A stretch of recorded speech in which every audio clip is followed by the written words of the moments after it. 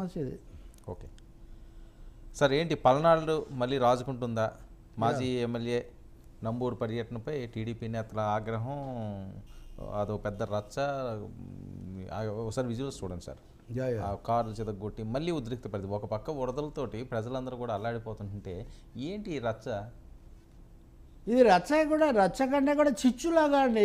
వీళ్ళు ప్రతిపక్షం ఉండదా ప్రజాస్వామ్యంలో? వైసీపీ ఓడిపోయింది, లేదా ఇంతకుముందు తెలుగుదేశం ఓడిపోయింది. ఓడిపోయిన పార్టీ వాళ్ళు ఇంకా భూమి మీద కనపడడానికి వీలు లేదంటే కుదరదండి. అవును, ప్రతిపక్షం వాళ్ళు కూడా వస్తారు, వాళ్ళు చెప్పేది వాళ్ళు చెప్తారు, వాళ్ళు చేసేది వాళ్ళు చేస్తారు. ఈ ధోరణి మారాల్సిన అవసరం ఉంది. పిన్నెల్లి గోపాలకృష్ణారెడ్డి గత నెలలో మధ్యలో ఎప్పుడో విడుదలయ్యాడు నెల్లూరు జైలు నుంచి. ఆయన బెయిల్ మీద బయటకు వచ్చారు.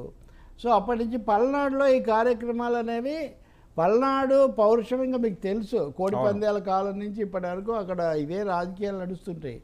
కాబట్టి అపోజిషన్ వైసీపీ వాళ్ళు కొంచెం అంతకుముందు కాస్త దూకుడుగా ఉన్న వాళ్లకు అస్సలు ఛాన్స్ ఇవ్వకూడదు అనే ఒక ధోరణి తెలుగుదేశంలో ఒక వర్గంలో ఉంది, బలంగా ఒక వర్గంలో ఉంది.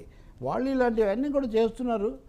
దీనివల్ల ఎవరిని శాశ్వతంగా ఆపలేరండి. అవును, ఇప్పుడు ఉదాహరణకు పెద్దిరెడ్డి మిథున్ రెడ్డిని అక్కడికి వెళ్లకుండా ఆపారు. కొన్ని రోజులు ఆపుతారు, 6 నెలలు ఆపుతారు. తర్వాత ఎందుకు దాని మీద అసలు మీరు అన్నట్టు వరదలు లేకపోతే ప్రజల సమస్యలు వాటి మీద దృష్టి పెట్టకుండా వీటితో ఇలా కొట్టుకోవటం, ఉద్రిక్తతలు ఇవి పెంచడం. ఇదిగో ఇప్పుడు ఇలాంటి బొమ్మ మనం వాళ్ళు కొట్టినప్పుడు వేస్తే మనం ఖండించాము. ఇప్పుడైనా అంతే కదా, ఎవరైనా ఇవి చేయాల్సినటువంటి అవసరం ఏముంది? తప్పకుండా ఈ ఏమన్నా ప్రతిపక్షాలు ఈ అసహనం, ఈ వైరం, విద్వేష రాజకీయం ఏమాత్రం మంచిది కాదు.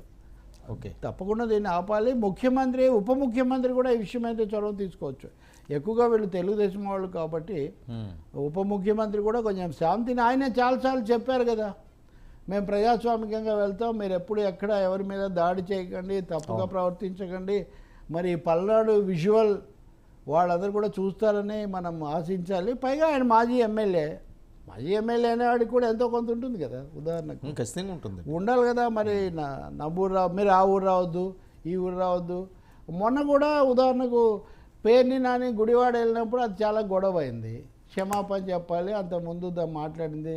ఆయన క్షమాపణలు చెప్తాడా లేదా, చెప్పకపోతే రాజకీయంగా నిరసన తెలుపుతామంటే వేరే. కానీ మూమెంట్ ఒకరు ఒక చోటికి పోయినప్పుడు ఆపటం మొదలు పెడితే అండి, ఒక ఊర్లో ఇంకో పార్టీకి బలం ఉండొచ్చు. అప్పుడు ఇలాగే ఆపితే అసలు ప్రజాస్వామ్య పద్ధతులే పోతాయి. కాబట్టి ఇది మంచిది కాదు. ఇది పోలీసులు కూడా సకాలంలో వీళ్ళని విడదీసి అందరికీ ఎవరికిచ్చే అవకాశం వాళ్ళకి ఇవ్వాల్సిన అవసరం. సార్, పోలీసు వ్యవస్థ ఇంకా గాడిన పడలేదు, ఇంకా వాళ్ళకే సపోర్ట్ ఏం గాడిన పడుతుంది వర్మ గారు? పోలీసులు ఒక్కరిని అనే ముందు మనం నాయకుల గురించి కూడా ఆలోచించాలి. ఇప్పుడు కాదు, విమర్శలన్నీ వాళ్ళ మీదకి వెళ్తున్నాయి కదా. అందుకే ఇప్పుడు వాళ్ళు పార్టీలో అదే పొడుగు చేతుల పైన ఉన్న వాళ్ళు బాగానే ఉంటారు. సూరయ్య సుఖవాసి, పెరయ్య పెద్ద మనిషి, అమ్మగతర చెప్పుల గంప అని ఆ పార్టీ ఈ పార్టీ ఎవరైనా కానీ పోలీసులను అంటూ ఉంటారు. పోలీసులు ఏం మీరు చూడండి, ఏ విజువల్ చూసినా వాళ్ళ దగ్గరకు వచ్చి నచ్చ చెప్పడానికి అది ఇదేదో చేస్తుంటారు. తప్పకుండా పోలీసులకు పాలక పార్టీలతో సంబంధం ఉంటుంది, నేను ఒప్పుకుంటాను, లేకపోతే వాళ్ళు పని చేయలేరు. కానీ అదే సమయంలో కత్తి మీద సాములాగా వాళ్ళు చాలా నాలుక, అది నోట్లో నాలుక అంటారు, నాలుక అటు ఇటు అయితే కటక్కని కొరికేస్తుంది.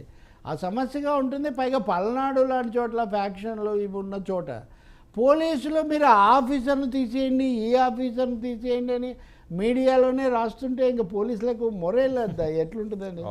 ఒక 16 మంది ఐపీఎస్ ఆఫీసర్లను అచ్చంగా మీరు బెంచీల లాగా అక్కడ పెట్టి 14 మందిని మీరు రోజు సంతకాలు పెట్టి ఇంటికి పోవాలి, కానీ కుదరదని చెప్పారు.